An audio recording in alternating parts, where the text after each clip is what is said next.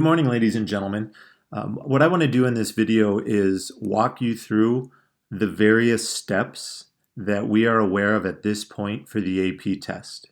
It is essential that you do all of the things that I need you to do, because to mess any of these up is going to mean that A, your test will not count, B, you will have to take the June makeup test. So don't skip ahead. You have to listen to this whole thing, and you have to go through all of the PowerPoints and checklists that I show you.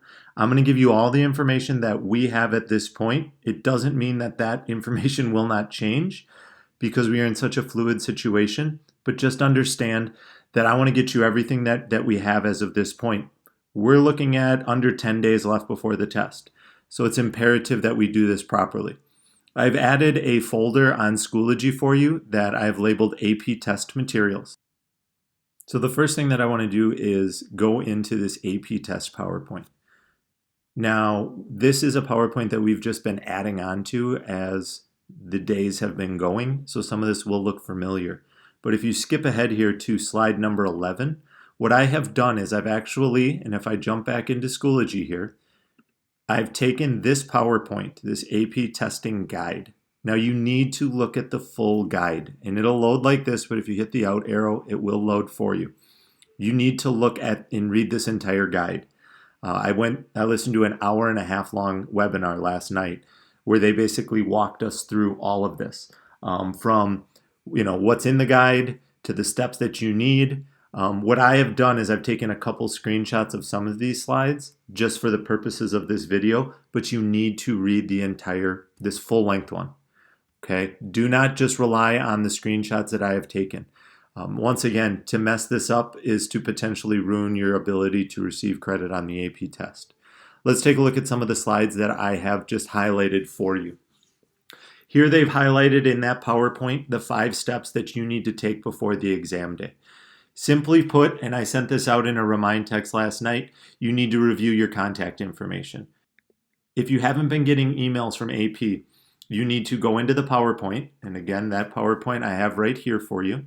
You need to come into this and you need to adjust the information that they have for you. This is imperative because they are going to email you a test ticket that looks like this 2 days prior to the test. Our test is on Wednesday the 13th, so that will come on Monday the 11th. This is what you need to get into the actual test itself. On the day of the actual test, you're just simply going to click go to the exam and it will load the window that you need. Your testing app ID will also be here, which when you load, if we come back to this, when you load this checklist here ahead of time, that checklist looks like this. You're going to write that 8-digit number that they have loaded for you right here. You're just going to write this on your checklist. The name of your test, the exam date, your local time. For us, that's 3 p.m., okay?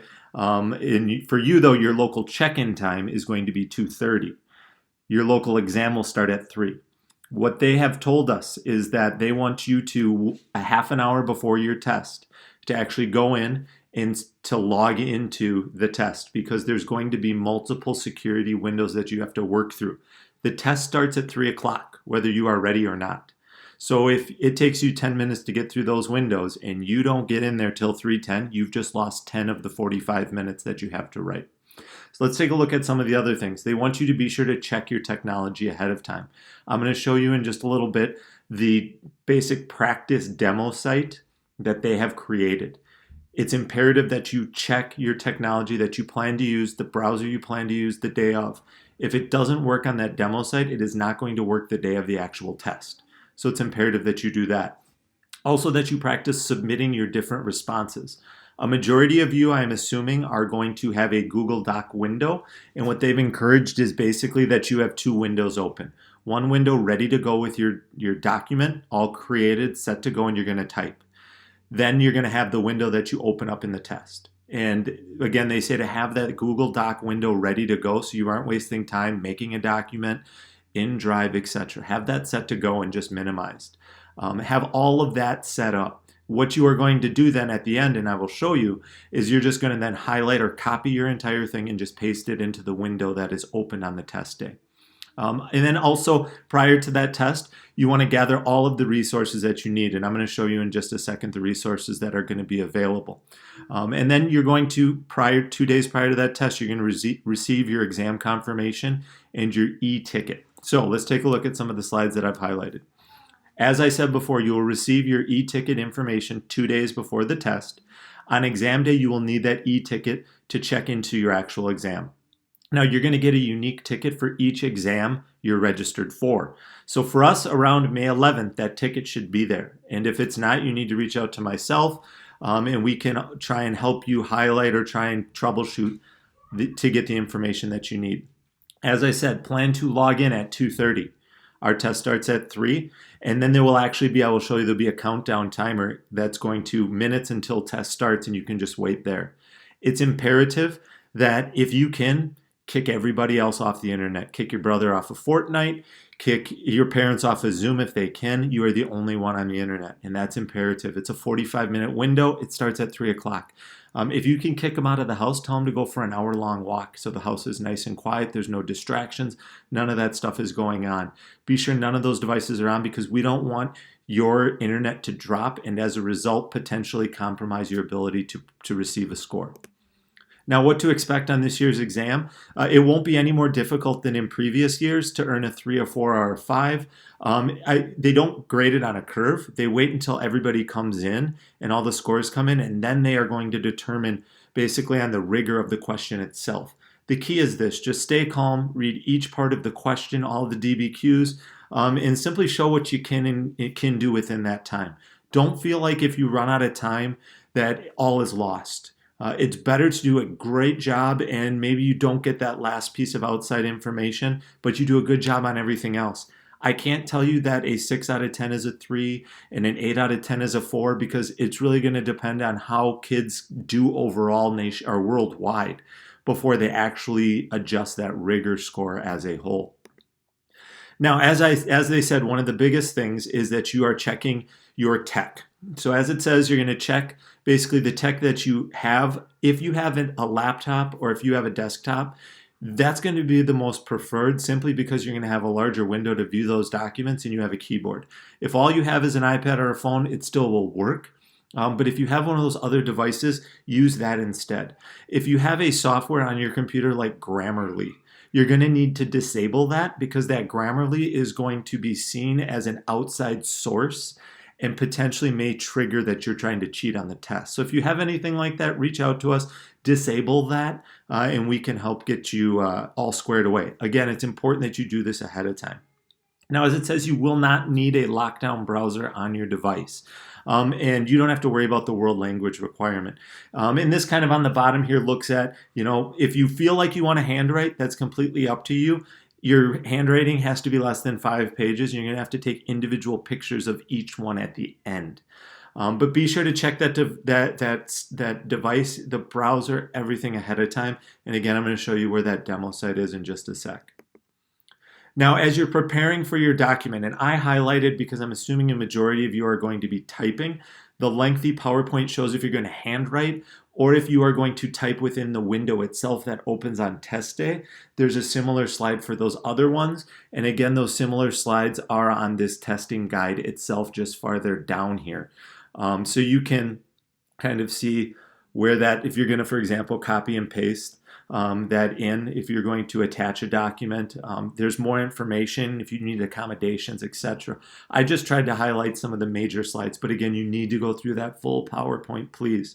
We're recommending that you turn on, if you're using a Google Doc, which I personally recommend if that's what you're familiar with, it auto saves all the time anyway, which is kind of nice. Before test day, prepare your doc by typing in your AP ID, and this is important here, your AP ID and your initials at the top of the page, and that's going to just be there and ready to go. That AP ID, again, is going to be, if I jump back here, that is going to be on your actual test ticket on the day of that you are going to be receiving. So if I highlight and kind of come back up here, prior to that test day, your AP ID, so on the 11th when you get this, go in, make your Google Drive doc, and put that information up on the top of it. Okay?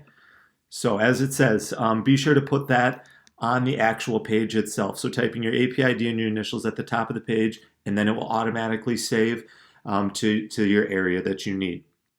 Obviously, we're just going to have one question, so you're just going to need that one document, so you can ignore this part below here. Okay, so again, you're going to plan on, this is just directions for cutting and pasting. Now you can cut and paste, you can attach if you want, or you can take photos if you want of those handwritten responses. It's up to you. Now, the day of, because most of you are going to be doing this, when you're done, you're just going to simply, and I'm going to explain this a little bit more, but you're just going to simply obviously copy and paste that into the window that opens. After you click that yellow ticket, you can see that yellow button. It's going to open a window. You're going to paste that in there, and you're going to click the submit button, and it's going to submit your response. I'm going to explain this 5-minute thing in just a sec. But as it says, exam day, if you can set up side-by-side windows.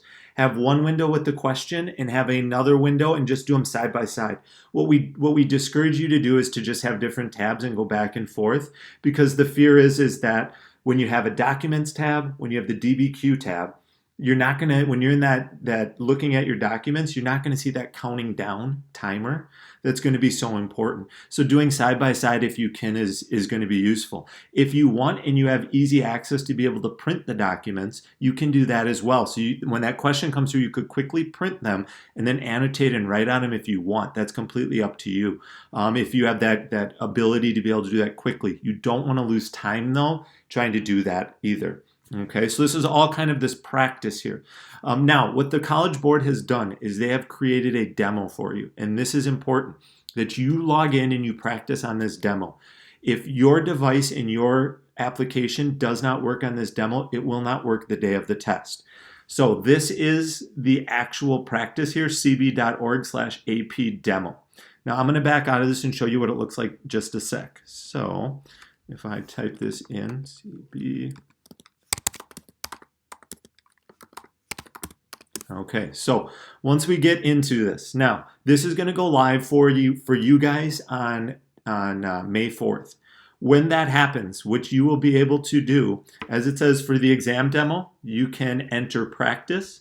For the real exam, your AP ID will be the AP exam e-ticket that they're going to email to you. So I'm just going to put in practice here just so I can show you what this looks like. But obviously the day of the test is going to be your actual ticket itself. So you're going to use the application to complete the following. Now, Mr. Paler and I are actually going to have you guys, and you can see down here this countdown. Now, the reason we want you to log in 30 minutes prior is because if you log in 30 minutes prior, this is going to show a 30-minute countdown then until, so you can get through the various screens that you need to. Now, they're not going to show us all of the screens right now just for security purposes, but this is where you're going to start to enter into some of these windows. So I'm not going to go through this whole process right now because Mr. Paler and I, again, are going to go through and actually have you guys do some practice submissions for this, so that won't be necessary now. But as I highlighted here, if you can't connect to the demo from your planned testing device, you will not be able to access the real exam. So this is all prior to the test. Now, what do you need the actual day of the test? You're going to need your e-ticket, right? You're going to have completed that checklist. Remember this checklist right here. Right here. So you're going to have completed this prior to the test. Oops. Prior to the test.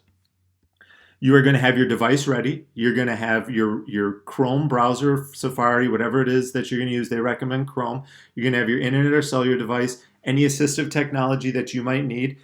And I'm going to show you some also acceptable things that you can have out. You're going to have your Google Docs document also created. Now, permitted, your class notes or study guides, you can have those out. You can have a textbook out. You can have those pre-writing sheets that we've been working on out. Just remember, that's going to take you time. Now, here's kind of that exam day timeline. 30 minutes before your local time, you're going to check in using your e-ticket to get ready. Then you're going to have 45 minutes to read. The question will appear then automatically. You're going to read, answer it, develop your response. And then when the 45-minute mark is done, you are going to have 5 minutes to submit that. So this is that check-in window, right? So once the exam starts, the first exam question will automatically appear. You should not refresh your browser. Just wait. You're going to see a countdown clock, kind of like what I just showed you, is going to happen. Okay? And it's just going to do that countdown. Again, you want to be ready. It's better to be over-prepared than to be rushed on this. Now, as you are working through this and managing your time, this is, once the test actually starts, this is what you are going to see. Time left to submit your work. When this gets done, what you're going to see here is this red clock is going to show up at the 5-minute mark left. So understand that during the exam, you'll see the timer at the bottom of the screen showing how much time remains to create and submit your response. Keep that timer visible. 5 minutes before the time is up, the timer will turn red. So it will go from this black to here red. You'll see a pop-up reminding you to submit and your response. Stop where you are and copy and paste or attach your work. Then click submit. Now, you still can earn a 5 even if you don't finish the response, right? It's about quality. If you don't submit your response on time, you won't get any credit for it. Now, losing track of time and not submitting a response before time runs out is not an acceptable reason, okay? Now, one of the things that I'll get to in the end here is when it says 5 minutes, you have to hit submit before this red timer goes to 0. If you feel comfortable in the process and you want to use one of these minutes before you begin to copy and paste and hit submit, that is fine. That is up to you. At a certain point, though, you're playing with fire.